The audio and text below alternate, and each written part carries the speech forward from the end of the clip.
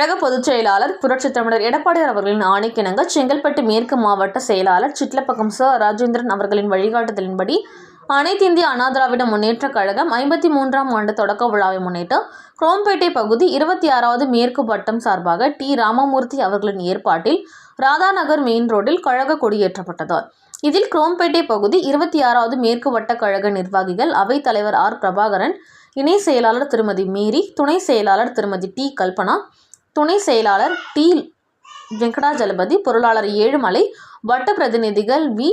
சந்திரசேகர், கணபதி, கீதா. இந்நிகழ்ச்சியில் குரோம்பேட்டை பகுதி வட்டக்கழக செயலாளர்கள் 24வது கிழக்கு வட்ட செயலாளர் விஜிபால், 20வது மேற்கு வட்ட கழக செயலாளர் ராஜபத்மநாபன், 27வது மேற்கு வட்ட கழக செயலாளர் முருகன், 24வது மேற்கு வட்ட கழக செயலாளர் டி. பாலசுப்ரமணியன், முன்னாள் நகரமன்ற உறுப்பினர் ஆர். அனிதா ரவிக்குமார், 21வது கிழக்கு வட்ட கழக செயலாளர் தனசேகர், 21வது மேற்கு வட்ட கழக செயலாளர் என். பாலசுப்ரமணி, 24வது வார்டு நிர்வாகி சசிகுமார், மணிகண்டன் உட்பட ஏராளமானோர் கலந்து கொண்டு சிறப்பித்தனர்.